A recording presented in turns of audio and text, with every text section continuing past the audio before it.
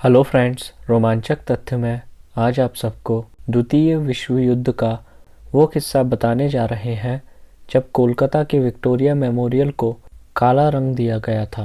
आपको कभी old British राज की राजधानी कोलकाता जैसे हलचल भरे शहर के बीच विक्टोरियन युग के सार का अनुभव करने का मन करे तो मुगल स्मारक विक्टोरिया मेमोरियल हॉल घूमने के लिए ज़रूर जाएं। ये विशाल चमचमाती सफ़ेद इमारत क्वींस वे पर स्थित है और इसे भारत और यूनाइटेड किंगडम की महारानी विक्टोरिया के जीवन का जश्न मनाने के लिए बनाया गया था। 22 जनवरी 1901 को रानी विक्टोरिया के निधन के बाद लॉर्ड कर्जन ने उनकी स्मृति में इस विशाल और भव्य इमारत के निर्माण की कल्पना की थी, जहां सभी को समृद्ध अतीत की एक झलक मिल सकती है। 4 जनवरी 1906 को प्रिंस ऑफ वेल्स जॉर्ज पंचम द्वारा इसकी आधारशिला रखी गई, जिसके बाद साल 1921 में इस स्मारक को जनता के लिए खोल दिया गया था। आज इस ऐतिहासिक धरोहर का दीदार करने दुनिया भर से तमाम पर्यटक आते हैं। कोलकाता में स्थित ये आलीशान स्मारक अपने जीवन का शतक लगा चुकी है।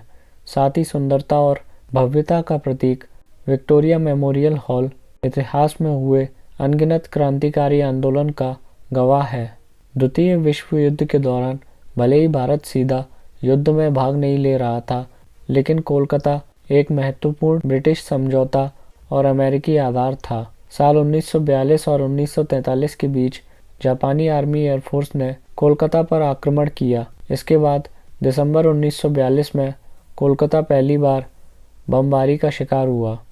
इस दौरान खिदिरपुर बंदरगाह बम विस्फोटों में सबसे ज़्यादा प्रभावित हुआ, क्योंकि ये ब्रिटिश सहयोगियों को लदान की आपूर्ति करने वाला प्राइमरी शिपयार्ड था। जापानी लड़ाकू विमानों द्वारा हवाई हमले ज़्यादातर रात में किए जाते थे। ऐसा इसलिए क्योंकि ब्रिटिश रक्षा प्रणाली दिन के उजाले में ज़्यादा ताकतवर थी। अगले कुछ हफ्तों तक कोलकाता की रातों का आसमान एक भयंकर युद्ध के मैदान में तब्दील हो गया था। एक तरफ जापानी सेना शहर की वास्तुकला को धड़ल्ले से तबाही की ओर ले जा रही थी, वहीं दूसरी तरफ ब्रिटिश सेना इससे निपटने का तरीका ढूंढने में सारा दिमाग खपा दे रही थी। आखिरकार काफ़ी बुद्धि दौड़ाने के बाद सेनाओं को इस बात का एहसास हुआ कि थोड़ी चालबाजी से इस मुसीबत को टाला जा सकता है। खासकर अगर आंखों का धोखा पैदा कर दिया जाए तो काम और आसान हो सकता है। नतीजतन कोलकाता की सभी गलियों, घरों और दुकानों को सूर्यास्त के साथ ब्लैकआउट कर दिया जाता था।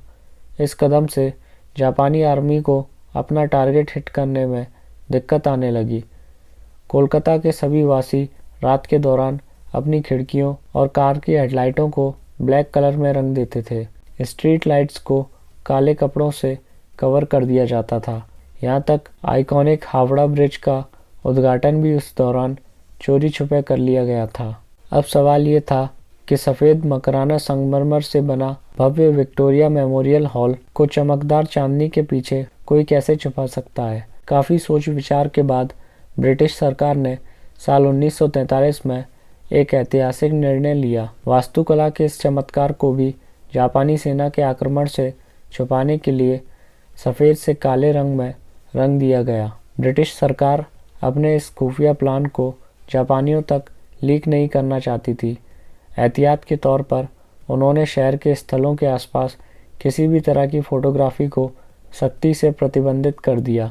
यही वजह है कि विक्टोरिया मेमोरियल हॉल को ब्लैक करने की घटना की एक भी तस्वीर इतिहास के पन्ने में मौजूद नहीं है।